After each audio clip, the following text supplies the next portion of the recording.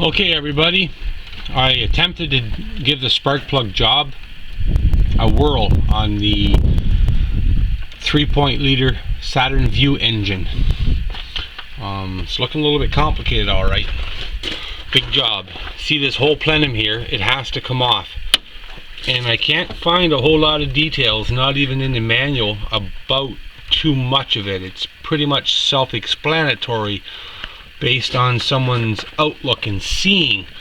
It's not that easy. So since I can't find anything, I'm making this video to hopefully help all those same owners of the same type of vehicle that have the same type of motor.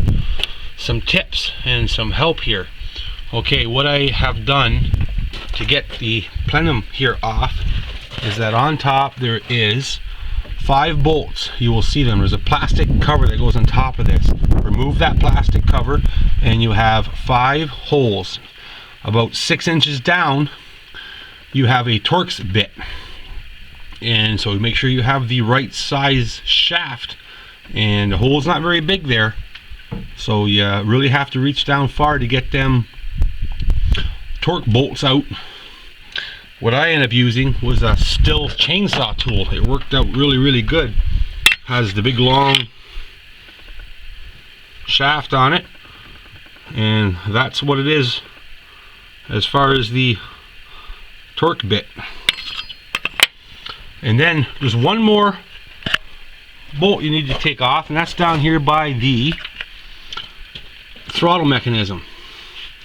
See it right here? Right there. So you need to remove the throttle mechanism. There's 3 bolts that go in, 2 at the top, 1 at the bottom, and then that whole mechanism comes off. Here it is here. It's a great time too to clean inside there. It's the perfect opportunity to give that a cleaning. How I clean it is I use quick start ether. Kind of saturate a little bit, and I take a rub and kind of scrub it a little bit. Doesn't have to come out shiny like brand new, but if there's any buildup of chunks, it's smart to remove them. It can disturb airflow. You're shrinking the size of chamber, which is going to be triggered by the rest of your sensors that are going to detect all that and can create a little bit of issues. Okay, now back to the spark plugs. Oh, let me finish up a little bit here with you have 2 coolant hoses that go to the throttle mechanism. Remove those so you can actually move that off to the side completely, so it's not in your way. And that's exactly where I have it. I have it off to the side over there, so it's not in my way whatsoever. Now I need to move this yet, the plenum itself, and so far I just used a bungee cord to lift it up enough so I can get to the very front spark plugs, which is down inside of here. Now when I remove the coil pack, well, deep inside these holes there it is, full of oil. So I sucked it up with a turkey baster, actually. Turkey baster here. I used that and I put it down inside and I sucked all the oil out and put it in the cup. And then the remainders of the oil, I put a piece of paper towel down in there and soak it up. It's looking pretty clean. I don't want to remove those caps, and that's where the spark plugs are, is underneath those caps. I didn't want to remove those caps with all that oil sitting in there, and then it's just going to travel to the next place it can as soon as I pull them rubber caps out.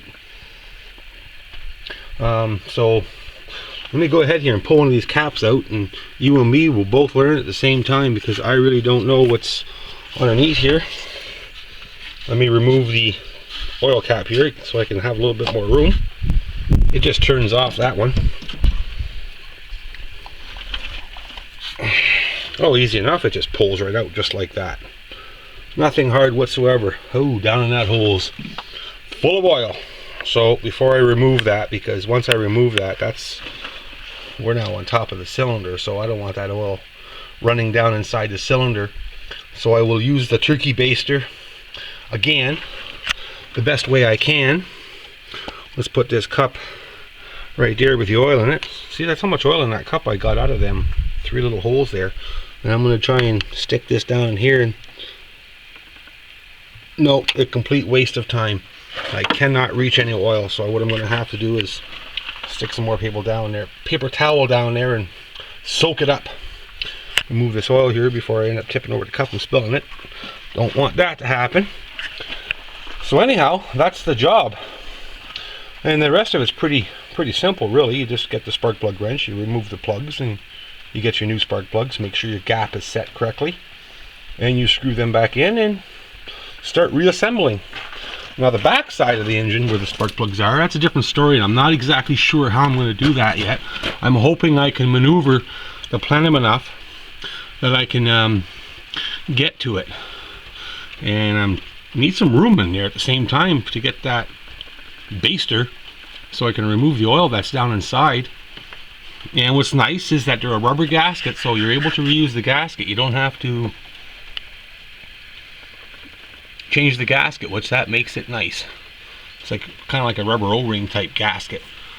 And the thermostat is down inside there. Now I might regret this, but I'm not going to change that thermostat like I thought I was going to.